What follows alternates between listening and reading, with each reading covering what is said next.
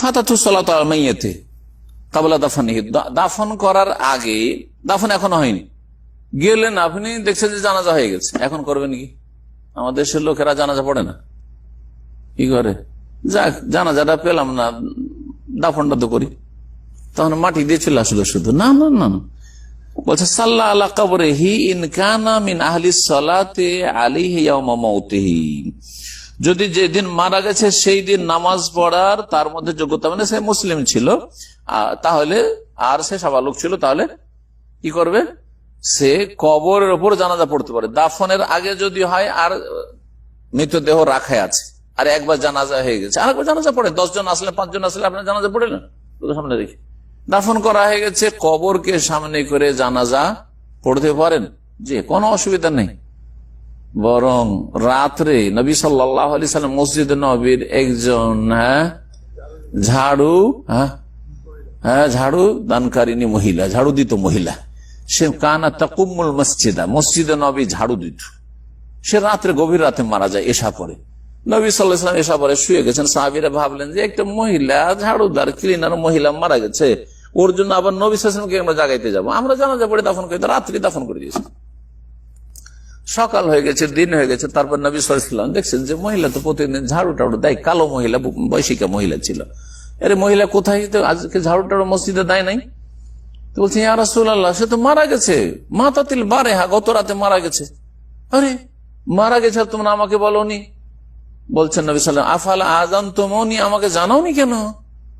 শুধু তাই বলে ছেড়ে দিল, বললে দুল্লুনি আলা কবরিহি, ওর কবর কোথায়, আলা কবরিহা, ওর কবর কোথায় আমাকে বলে দাও, জানিয়ে দাও। সাথে নিয়ে রাসূলুল্লাহ সাল্লাল্লাহু আলাইহি ওয়াসাল্লামকে সাহাবীরা বললেন যে এই কবরটা হচ্ছে ওই ঝাড়ুদার মহিলা, কিনার মহিলার। নবী সাল্লাল্লাহু আলাইহি ওয়াসাল্লাম কবরটাকে সামনে করে পরের দিন কবরকে সামনে করে কি করলেন? জানাজার নামাজ যেমন মাইয়িত সামনে করে ওই 4 তাকবীরে পড়ে, ওইভাবে পড়েছেন রাসূলুল্লাহ সাল্লাল্লাহু আলাইহি ওয়াসাল্লাম। এই সুন্নতগুলো আমাদের কাছে মৃত সুন্নাত, মানে মরে গেছে, জিন্দা করতে হবে। আর জিন্দা করলে আপনার দেখা থেকে যত লোকেরা করবে 1 ভাগ করে সওয়াব পাবে। আর আমি আলহামদুলিল্লাহ করেছি। আমি একবার সৌদি আরব থেকে গেলাম, তা আমার নানি শাশুড়ি মারা গেছে, খুব বয়সিকা মানুষ, 80-85 কি 90 বছর বয়সে মারা গেছে, মাত্র 2-3 দিন আগে বা 4 দিন আগে মারা গেছেন। গিয়ে পৌঁছিলাম, জানতে পারলাম গিয়ে যে মারা গেছে। তখনকার যুগে মোবাইল ছিল না, এক যুগ, অনেক আগের কথা বলছি। তো তারপরে গেলাম আমি, আমার এক ভাই, সেও জানাজা আসতে পারেনি, দুইজনে গিয়ে কাতার লাগিয়ে জানাজা পড়লাম, জানাজা পড়লাম। তো এইরকম সুন্নতগুলি চিন্তা করতে কতদিন ধরে চলবে?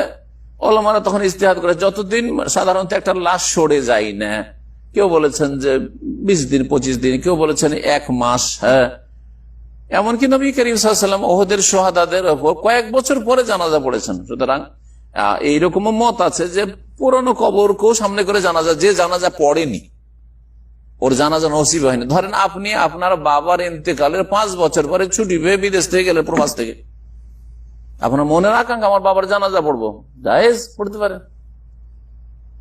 1 মাসের মধ্যে হলে তো কোনো অসুবিধাই নেই, কারণ হাদিস দ্বারা প্রমাণিত। তারপরেও যদি হয়, তাও কবরকে সামনে করে জানাজা পড়া জায়েজ রয়েছে। জি, ওই ওহদের শহাদাদের উপরে জানাজা পড়েছে রাসূলুল্লাহ সাল্লাল্লাহু আলাইহি ওয়াসাল্লাম, ওই দলিলের ভিত্তিতে। আব্দুল্লাহ বিন আব্বাস রাদিয়াল্লাহু তাআলা আনহু থেকে বর্ণিত রয়েছে, যদি কারো জানাজা ছুটে যায় তাহলে কবরকে সামনে করে জানাজা পড়বে। জি, যদি কোনো মানুষকে বিনা জানাজা দাফন করে দেওয়া হয়, দাফন করা হয়েছে, তাহলে গায়বানা জানাজা পড়েন। ধরেন ও লাশ কোথায় ভেসে চলে গেছে, অথবা বাঘে খেয়ে নিয়েছে, অথবা কেউ জ্বালিয়ে দিয়েছে, লাশ টাশ পাওয়াই গেল না, বা নিখোঁজ, জানতে পারেন মারা গেছে কিন্তু লাশ টাশ মৃতদেহ পাওয়া গেল, এরকম ঘটনা ঘটছে না? ঘটছে না? তাহলে তো মাইয়াত সামনে নিয়ে আসতে পারছেন না, জানাজা পড়বেন না? পড়বেন না? হ্যাঁ, গায়বানা জানাজা পড়বেন। কারণ নবী করিম সাল্লাল্লাহু আলাইহি সাল্লাম নাজাশী রাজার যে ইসলাম গ্রহণ করেছিল, কিন্তু একাই ছিল সে আবেসিনিয়াতে, কেউ মুসলমান হয়নি, সব খ্রিস্টান ছিল, জানাজা পড়েছেন, গায়বানা জানাজা রাসূলুল্লাহ সাল্লাল্লাহু আলাইহি ওয়াসাল্লাম পড়েছিলেন। মুত্তাফাকুন আলাইহি, বুখারী মুসলিমের হাদিস।